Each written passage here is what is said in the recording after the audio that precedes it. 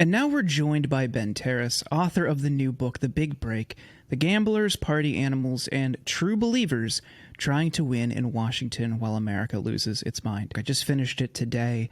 I loved it. I love books like this, where you do these deep dives, kind of vignettes on people who maybe many people nationwide don't know who they are, but they do have, in some instances, outsized influence on our politics or our society. And in this book, you talk about a few different people. There are two I want to start with and kind of juxtapose. This is Matt Schlapp and Leah Hunt Hendricks. I think most listeners know who Matt Schlapp is. He ran CPAC. He's a big conservative figure. He was close to Trump for years. And we obviously recently saw a lot of scandals emerge about him. I don't think, even for a left-leaning show, people know who Leah Hunt Hendricks are. Could you give us an overview of who these people are and kind of how they might mirror each other? Yeah. Well, first, just to start, to kind of give a premise of the book here, it is a lot of characters like them. Thank you for reading it and for saying nice things about it. I appreciate it. I was really looking for characters that could be both entertaining, interesting, filled with drama. There's a lot of books that come out about Washington, and a lot of them feel the same to me. Another book about Trump, another book about a crazy thing that happened, and a hurricane was almost nuked, or documents were flushed down the toilet, which again are like amazing stories or whatever. But it's not the kind of story I wanted to write. I wanted to write about the people that actually make Washington work, the people that make Washington not work, the kind of, thank you for smoking type characters, right? The weirdos. I mean, at one point the subtitle was going to be Weirdos, Wonks, and Wannabes, right? Like the people who just are filled with drama and strivers and will let me into their world and show me just how absolutely bizarre and Veep-like and dark and funny at the same time Washington could be. And so Matt Schlapp obviously fits that bill, right? He's, as you mentioned, the Republican kind of kingmaker of sorts. Leah Hunt Hendricks is not like Matt Schlapp at all.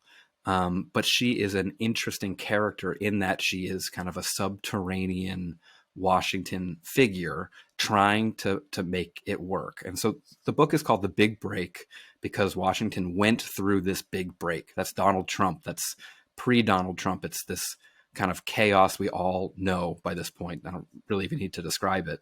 But it's also about people who are trying to put something together after the big break to seek out their own big breaks, right? And Leah Hunt Hendricks is one of these people who really came to political power of sorts in the Trump era. She is the granddaughter of H.L. Hunt, who was the richest man in the world when he died, an oil tycoon who was this hardcore right-wing populist, John Birch Society kind of guy. And she is a progressive, hardcore progressive, trying to use her wealth to unwind the kind of project that her grandfather was all about. She was called Occupy's heiress at one point. She was, down at Occupy Wall Street when she was studying solidarity in school. Very smart, very wealthy, but also this kind of person trying to define herself and figure out how to make things work for the country, but also for herself in this weird new abnormal that is post-Trump Washington. Yeah, I was fascinated because you and I know our listeners have seen the effects of her philanthropy and her role in the progressive world. She's funded a ton of groups. A lot of people go to her when they want seed funding or early funding for a new political project. I think one of them was More Perfect Union.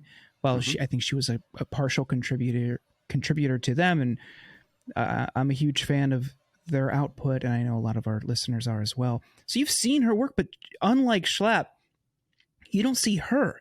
She's not out front. She's not in the media. She's not rushing to defend, Democratic politicians and everything they do. And I found the roles similar, even though they behave extremely differently. Yeah. I mean, there's like a kind of rainmaker quality to both of them, which is like, if you can be on this person's good side, you can get money, you can get connections, you can get infrastructure. And what makes her so important on the progressive side is, honestly, and this probably better than I, frankly, but, there's money to be fundraised and grassroots support and all sorts of stuff like that on the left. But there aren't a lot of activists who are also independently super wealthy, who know lots of other unbelievably rich people. And so Leah Hunt Hendricks is that person. And so, yes, there are people who can go out there and they can raise $20 from a million people, and they can help you support your organizations or your campaigns. But how many progressives are out there that could call up their friend so-and-so who's a millionaire and get $1 million donated, like that? And Leah could do that and can do that. And in the Trump years, that she could do that almost easily. I mean, the hashtag resistance spigots were wide open during the Trump years, because all you had to do as a lefty basically was say, look, we're not that guy. We are against that guy. We are all on the same team, and the money would pour in. What I was kind of looking at was her role in the Biden years, the quote unquote post-Trump, even though there is no post-Trump. He's still around, very much around, still living in the shadow of Trump in Washington. But in this kind of non-Trump dominated Washington, how did she make it work? It was a lot harder for her to raise money. She was trying to define who she was, help define the party. And that's a lot harder to do. It's important to do, but it's really hard. There are two other people, and I think we'll come back to all four and how they all have overlapping and similar feelings about their roles in politics. But I also want to hear about Robert Strick and Sean McElwee. And these are two people who, kind of thrust themselves into the spotlight of sorts, more so for Sean through his media maneuvering. But Robert Strick was somebody who didn't really have a lot of political connections before the Trump years, but kind of faked it till he made it and ended up just as a really interesting character in this book, and somebody who I admittedly had never heard of before this. So who are Robert Strick and Sean McElwee for people who may not know? Yeah, I mean, I think they're really good examples of where of the book, right? Which is that they are entertaining characters. Like I want this book to be a fun read. I want people who don't care about Washington so much, who don't think about it all the time, aren't like, reading Roll Call and National Journal and Politico. And I want people like my wife who cares about the country but does not care about my day job necessarily, to want to read this book and be like, wow, like I'm not an insider, but now I know the insiders and they're effing nuts. I don't know if I'm allowed to swear on this podcast or not, but you can, yeah. They're fucking nuts, right? And Strick is a great example of somebody that you just, in my opinion, this guy on the page is just, you fly through it because it's like, what is going on here? He's a long-time lobbyist who never really made it work, moved out to Oregon having not made a lot of money, like started working on a vineyard, and then he owned the vineyard. He tried to run for mayor of a small town, alienated everybody in the small town. They basically ran him out of town. It was like, somebody described it to me as like a bad dream where people in town are still wandering around being like, did that really happen? Did that dude from out of town move here and just yell at everybody and make everybody uncomfortable and run for mayor and then disappear? He's a guy like that who, when Trump ran for president in 2016, he gets on, some low-level volunteer gig by basically representing Trump in Oregon, the state that's never going to go for Trump, but he's in the mix, right? He starts to know the people in Trump land. And when Trump wins, this guy is all of a sudden sitting pretty. He literally is sitting in Washington, D.C. a couple days after Trump wins when a dog comes and sniffs his crotch, and a woman comes after the dog and apologizes. And she's got a New Zealand accent. He thinks it's a British accent, but it's a New Zealand accent. And she's mad because she can't connect her country to President Trump. It turns out in Washington, everybody was prepared for Hillary Clinton to be president. That seemed like the natural thing. And when it wasn't her, nobody knew how to do their jobs. Nobody knew how to connect countries with the new president. And Strick, this, cowboy hat wearing, guy who makes, in his words, shitty wine, is sitting there, and he tells her, yeah, well, I can do that for you. And she's like, really? And he's like, yeah, I can do that. And he didn't really know if he could, but he could. It turns out all you needed was to know somebody who had Trump's cell phone number. Boom. He connects the president-elect of the United States with a country, a big deal country. It's not just Flight of the Conchords. Like it's a big deal to be connected to New Zealand. And when that happens, he's just off and running. He raises more money, I think, or makes more money in kind of contracts with like seedy individuals and unscrupulous countries and probably normal countries, and some good ones, I'm sure, and makes more personal cash almost than any other lobbyist in the Trump years. And I meet up with this guy for the same reason, which is like he put it together in the Trump years, and his story, all that stuff is part of the book because it's incredible material. But I also wanted to know what happened next. It's one thing to be able to make a ton of money when Trump is president because you have a cell phone number and you're a hustler, like in the sense that he could hustle. What happens when it kind of goes slightly back to normal? And so I spend just a ton of time with him out on his farm. It's called Alibi Farm. He's always drinking whiskey and telling stories and trying to get deals with the Belarusians during wartime.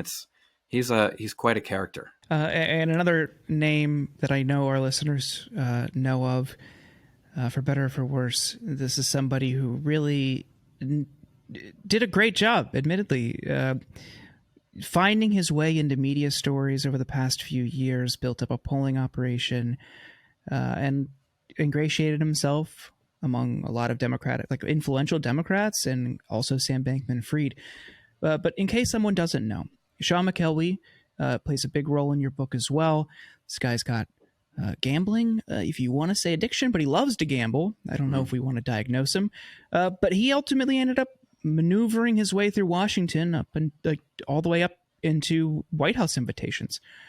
Who is Sean McElwee, the person? So I was interested in Sean before I knew about the gambling or even knew who Sam Bankman-Fried was, frankly. This is a couple of years back. And what was interesting to me is he seemed like a perfect kind of Washington creature for some of the reasons you mentioned.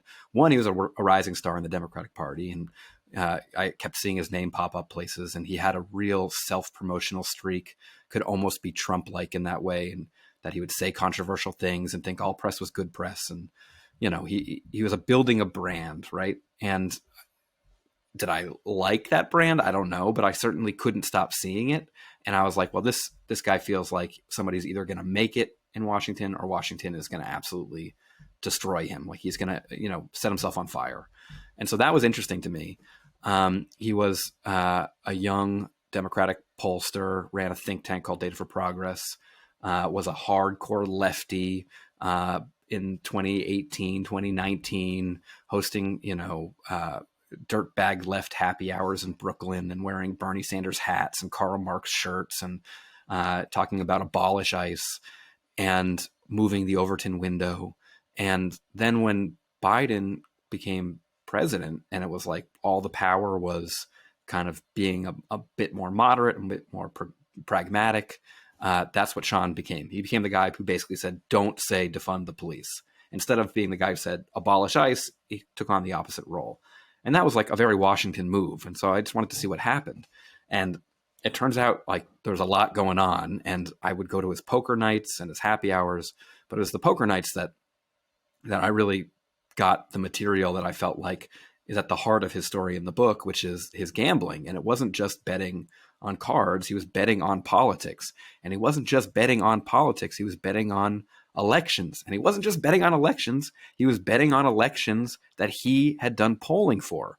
It was like, it's not, people kept calling it like insider trading. I don't think it's quite insider trading. It's not the same thing, that has very legal ramifications, but it certainly felt like, at the very least, like Pete Rose betting on baseball while playing baseball. And in some ways worse because Pete Rose at least maintained that he wasn't betting on his own games. And Sean had a rationale for it. He said it wasn't just because he was a degenerate gambler, which an ex-girlfriend of his told me that she thought he was. He said that it was because it made him a better pollster. If he put money in a race, he had skin in the game. If he lost, he would not forget that loss, and he would think to himself, okay, how can I be better? How can I not make that mistake? That's fine. It's an interesting idea, but ultimately clients aren't going to like it when you're betting against them. And some clients aren't going to like it if you're betting at all. Not to mention the fact that he was encouraging his young staff to bet, and it became kind of, a scandal. That was a scandal. And you reveal that he ended up betting the wrong way on a lot of the races. in 2022. He was certain that a lot of these Democratic victories were going to be losses. And you see his, fallout from Data for Progress and the betting scandal, and also his association with Sam Bankman-Fried and FTX's collapse. And also at the same time you're writing this, which is really just masterful work by you, because from what I gather, it's incredibly difficult to write a book and work on it for years and also make it relevant when it comes out and newsworthy and timely when it comes out. And you did that because Schlapp also had his own set of scandals. And I think for a few people, if not all of them, there was these comments made to you about their reflection on the past couple years as throughout your conversations, whether they felt they would do things the same way, whether they felt the relationships that they thought they had were genuine and still intact. What was your observation as you just, I guess, the growth of these people or the changes that these people had gone through? You seem to tie it all together, but I'm wondering if you could give listeners some perspective from your side on what these people went through and how they thought back on these past couple of years. Yeah, I mean, to me, I think one of my big takeaways was just, how personal politics is. People think of Washington, especially old Washington, as a place that's just a game, and everybody goes and they yell during the day and they get their drinks at night and they laugh about, the performance they put on, which is itself gross, obviously. But I think there's less of that in some ways now. Some people are still playing games for sure, but a lot of it now is just so personal, and people don't necessarily realize that you can be a young, idealistic lefty who goes to work for a place like Data for Progress and deeply want to change the world. And the fact that your politics gets wrapped up in gambling and a leader of the institution that you think that you trust and you think of as almost like a mentor, and then when you're let down by him and you feel like you've lost yourself a little bit to Washington, like that's heartbreaking and personal and difficult and dramatic. And I think there's just a lot of those stories in this book. A lot of people who come to Washington with one idea of who they are and what they want to be. And Washington, especially this post-Trump period where everything is so heightened, just kind of wrings them out. Some people can get out of it okay with their relationships intact and with their values intact. But I just spent a lot of time with people who I just feel like were losing themselves in Washington, and in some cases very quickly. And it wasn't until the end of the year when some of these spells were broken that people could actually, reflect on that. After dramatic conclusions to people's stories, could people say, yeah, that was bad. Is this, I mean, McElwee had this almost meteoric rise, and now I don't know what he's up to now. Maybe you do, but it's certainly not the same that it was a year or two ago. Do you think this reflects like a new volatile nature of Washington and politics for people who are trying to make it and make a name for themselves? Or were these just, bright stars who burnt out the fastest? I think that it's a really hard time right now to not burn out in Washington. Everything is existential, and there are real threats to democracy. There are real stakes here. I mean, you've seen what the Supreme Court has done to a woman's right to choose, for example. It's not like we're not talking about little around the edges things where if one party wins or another party wins, life will be basically the same. Like, there are really big stakes here.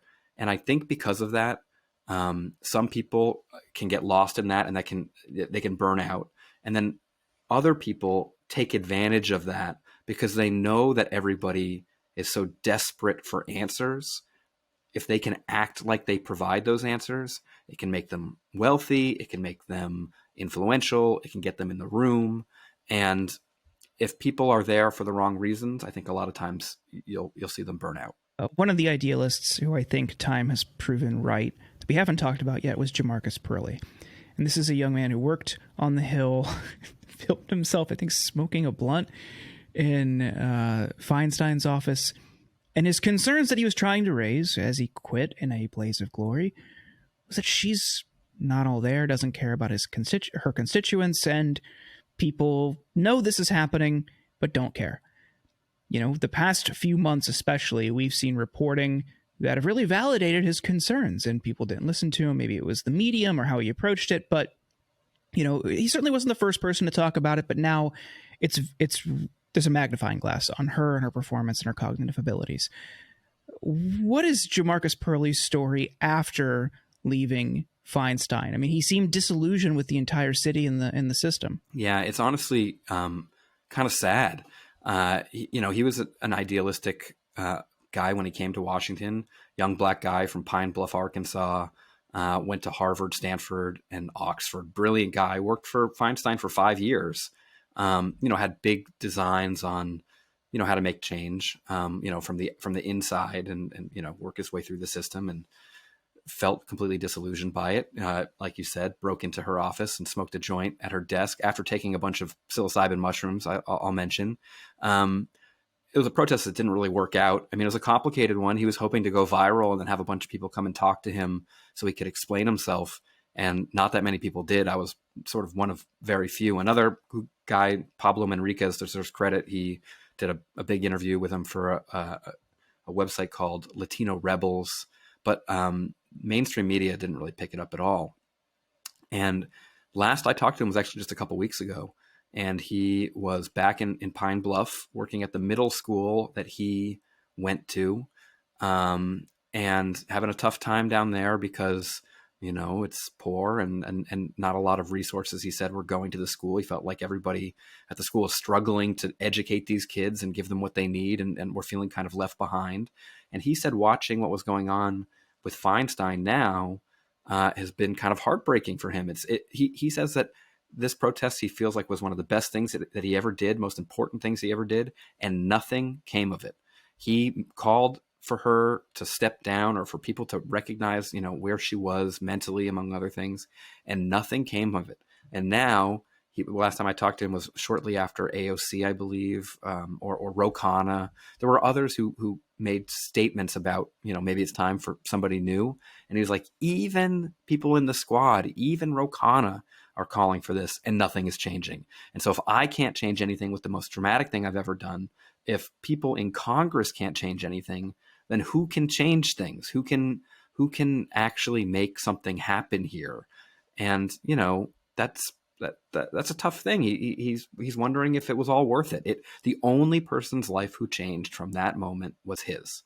He now worries, again, he doesn't regret the video, I don't believe, and it's his story, not mine. But he told me that he doesn't regret the video, but he wonders if it will follow him forever and not affect anyone else. The change point, you talk about a bipartisan police bill in this book that people who worked on it on the Hill thought actually could pass. And then suddenly a draft leaks to a sheriff's union, and suddenly, I think it was Tim Scott, withdraws his backing of this bill. Do you think, this is an example of how things, even where all the pieces are in place, or something like this, people didn't think could pass, could make it. Do you think things actually can change, or are we just kind of on this path where, to go back to your earlier point, everything being existential, the rhetoric is, turned up to 11, everything's hyperbolic? Is that just the system we're going to live in perpetuity? I know that I've been watching too much of I Think You Should Leave with Tim Robinson, when the first thing I think of is, I'm worried the baby thinks that people can't change. I do think that people and the baby can change, and the people that the baby's looking at can change. I think Washington can change and affect change and make change. One of the things about the place that I think people get wrong is a lot of people outside of Washington think that nothing ever gets done here because people don't care. All they care about is themselves and their own, electoral prospects and their own ability to rise. And there is a lot of that, and that is often what makes things ultimately die. And that might be the case with the police reform bill. But it's also filled with lots and lots and lots and lots of people who care immensely. And that bill, that's what made that story such a heartbreaker, really, is that there were so many people who cared, both in Tim Scott's office and Cory Booker's office. These were the two senators that were working kind of hardest on it, uh, led by two chiefs of staff, women of color, who stayed up late, cried, desperately trying to get something to happen. And when it didn't happen, both of them were basically like, I feel like the violence that continues after this, like, we could have helped stop that. Like, that's really hard to live with. But ultimately, you need people like who don't want to be president necessarily working on some of these things, because it's possible that you start worrying, yeah, I could pass this bill. It might be good for, a little bit of reform, but will it hang around my neck if I run for president?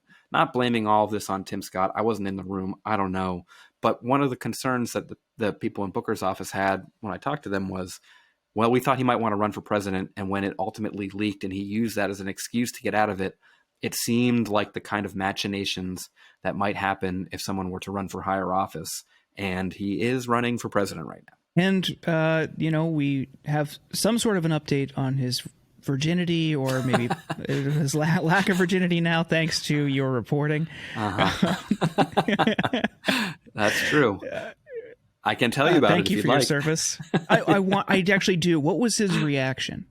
Well, this was a while back when I asked him this question. I profiled him years ago when he was a congressman, and he was, in his 40s.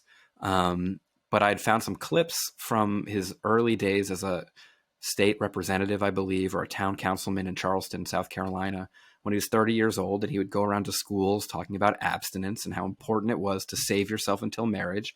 And he used his personal story saying, I'm not married and I'm a virgin and it's important to me. And I think it's a virtue that you guys should all, consider. Basically, you should also be virgins until you get married. And when I met with him as a 40-something-year-old, he still had never been married. And he still today has never been married. And it felt like that's fair game. I don't know. It was really weird because I never anticipated asking a congressman if he'd ever been laid before. It just wasn't really on my, bingo card. But it felt kind of like it fair game. Like, once you're a guy who publicly goes around talking about this, I think you can ask about it. And he could say, I don't want to talk about it. And his reaction at first was, I don't want to talk about my sex life with Ben Terris or anybody else. And then very weirdly, he stood up from his desk and said, I have to go potty. And then he left and went to the bathroom. Weirdest thing ever. I looked at his communication director, who I remember giving me one of those Jim Halperin shrugs. Yeah, I guess he had to go potty. I don't know. It's potty time. Yeah, I mean, it's potty. And a guy who may or may not have had sex, but definitely did not have kids, saying potty seems strange to me. He came back, and basically his response was, I'd asked him if it was a virtue that he still adhered to. It was an easier way than saying, have you ever had sex? And he said, maybe not as well as I would have liked. I think people should all have patience. But not everybody does. And I would still go around to schools talking about abstinence, but maybe I wouldn't talk about my own story anymore, which was his sort of everyone's talking about how Tim Scott is trying to have it both ways now with Trump, be with him and against him at the same time. This was sort of like Schrodinger's virginity. He was both a virgin and not a virgin at the same time. And he could kind of have it both ways, I think, in that moment. Oh God, if that isn't the quintessential DC response to something. Oh man. Ben, what do you want people's takeaway to be from this book? What's something that we haven't talked about that you want them to leave with? Well, first of all, I do want people to enjoy this book, right? There's a lot of Washington coverage right now that is very serious, and it is disastrous times. I mean, we are in an apocalypse right now. The whole city is covered in smog. People are wearing masks outside instead of inside now. The whole things are bad overall. And there's a lot of books that do a great job of letting you know how serious it is. And I think we all know that. And I think that people deserve to laugh their way through it a little bit instead of just crying their way through it. And so I want people to read this book and be have the experience almost like you had while watching Veep, right? Which was, you'd laugh your ass off at these craven, crazy characters, and then he'd also be that was kind of fucked up. This is if that were real, that's a bad situation. This is real. This is a real book. And I think people at the end of it will be DC's not quite ready for what's next. We need to prepare better as a country, as a capital. There are things that can be done to safeguard democracy and pass better legislation and be a better country. And we should probably get on that. But also, that was fun. It's a tough thing to do both. And you did it well. It was a blast, and I learned a lot along the way. I really enjoyed it. I just couldn't stop listening to it. The Big Break, The Gamblers, Party Animals, and True Believers Trying to Win in Washington While America Loses Its Mind is available now. Ben, where can people get it, and where can they follow you and find more of your work? You can get it wherever fine books are sold, I believe is what people say sometimes on radios and podcasts.